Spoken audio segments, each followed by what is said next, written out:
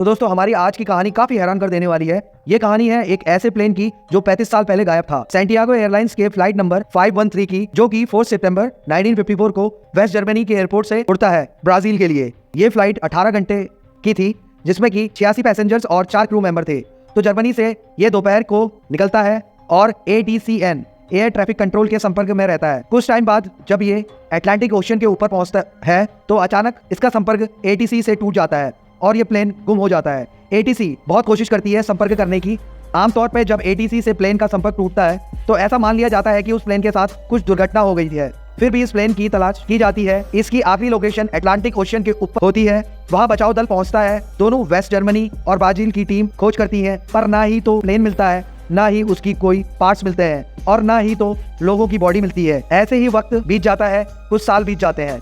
लोग सोच रहे थे कि शायद अटलांटिक ओशन के काफी गहराई में उसका मलबा चला गया होगा, इस वजह से वो मिल नहीं पा रहा, और भी कई सारी बातें बना रहे थे लोग। फिर दोनों ब्राजील और जर्मनी अपनी तरफ से कोशिश करते हैं, लेकिन कुछ मिल नहीं पाता। तो फिर एट लास्ट टीम जो स्टेटमेंट देती है उसमें ये कहा गया कि इस प्लेन को काफी ढूंढने की कोशिश की गई, लेकिन ना ही तो उसका मलबा मिला और ना ही तो उसमें बैठे लोगों की लाशें मिली। तो अब मान लिया जाए कि उस प्लेन में बैठे लोगों की मौत हो चुकी है। यह कहकर इसकी खोज को ऑफिशियली बंद कर दिया जाता है। इस तरह करीब 35 साल बीत जाते हैं। 1994 से 1989 आ जाता है। फिर 12 अक्टूबर 1989 को ATC को एक प्लेन ब्राजील में दिखाई देता है, लेकिन वो प्लेन ATC से संपर्क में नहीं था और ना ही उस प्लेन में पायलट संपर्क करने की कोशिश कर रहा था। बट ATC को स्क्रीन पर वो प्लेन साफ साफ दिखाई दे रहा था। फिर जब प्लेन रनवे पे आता है तो ATC में भगदड़ मच जाती है। तो फिर वो प्लेन जिसने कोई परमिशन नहीं ली थी ATC से, उसके लिए जल्द से जल्द रनवे को खाली कराया जाता है और फिर वो प्लेन पोर्तो के एयरपोर्ट पर लैंड करता है। बिल्कुल परफेक्ट लैंडिंग की। तब तक ATC से सिक्योरिटी डिपार्टमेंट को बता दिया था कि एक अनजान सा प्लेन है जो कि हमारे कांटेक्ट में बिल्कुल भी नहीं है और वो लैंड करने जा रहा है। फिर सारी सिक्योरिटी स्टाफ रनवे पे जाते हैं जहां प्लेन था। तो प्लेन को देखते ही ऐसा लग रहा था ये बिल्कुल एक नया प्लेन है और प्लेन का इंजन अभी भी चालू था। फिर वो देखते हैं कि इसमें सैंटियागो एयरलाइंस लिखा हुआ है और ये बिल्कुल एक नया प्लेन है। तो फिर वो हैरान हो जाते हैं कि आखिर ये प्लेन आया कहां से, क्योंकि 33 साल पहले ही सैंटियागो एयरलाइंस बंद हो गई थी।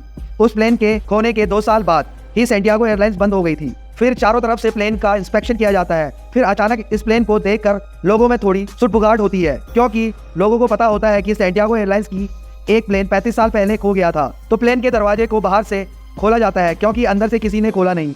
तो दरवाजा खुलते ही एक सीनियर सिक्योरिटी ऑफिसर उसके अंदर जाता है और जितनी तेजी से वो अंदर जाता है इतनी तेजी से बाहर भी भाग आता है। वो देखता है कि सारे पैसेंजर्स अपनी अपनी सीट पर बैठे हुए हैं, सबकी सीट बेल्ट भी लगी हुई हैं, लेकिन वो सब जीवित नहीं, सब कंकाल हैं, मतलब सब स्केलेटन बन चुके हैं। तो जब वो बाहर आके अपनी टीम को ये बताता है तो कोई उनकी बात नहीं मानता। फिर कुछ और ऑफिसर्स डरे सहमे हुए प्लेन के अंदर जाते हैं और देखते हैं कि टोटल 92 पैसेंजर्स अपनी अपनी सीट पे हैं। फिर वो लोग हिम्मत करके कॉकपिट की तरफ जाते हैं। तो कॉकपिट में 2 एयर होस्टेस, वो भी कंकाल की सूरत में वैसी ही होती हैं।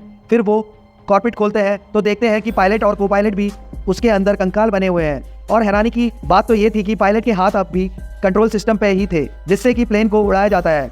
काफी बार प्लेन की जांच की गई, लेकिन कुछ नहीं मिला। तो फिर हैरानी की बात यह है कि जब 92 के 92 लोग कंकाल हैं, तो आखिर प्लेन उड़ाया किसने? ब्राजील सरकार ने इस न्यूज को बाहर फैलने से रोक लगा दी कि ऐसी कोई इंफॉर्मेशन बाहर लीक नहीं होनी चाहिए। तो दोस्तों आज भी ये सुनकर हैरान हो जाते हैं कि आखिर वो प्लेन 35 साल तक कहाँ थी, और जब 35 साल के बाद आई भी तो उसमें एक भी जिंदा व्यक्ति नहीं था, और जब कोई जिंदा नहीं था तो प्लेन उड़ा कर लाया कौन? ये सारी बातें आज भी एक मिस्ट्री हैं। दोस्तों अगर आपको स्टोरी अच्छी लगी हो तो स्टोरी को लाइक कर दीजिए, कमेंट करिए आपको क्या लगता है। मिलते हैं नेक्स्ट स्टोरी में। Thank you for watching the video guys, bye bye.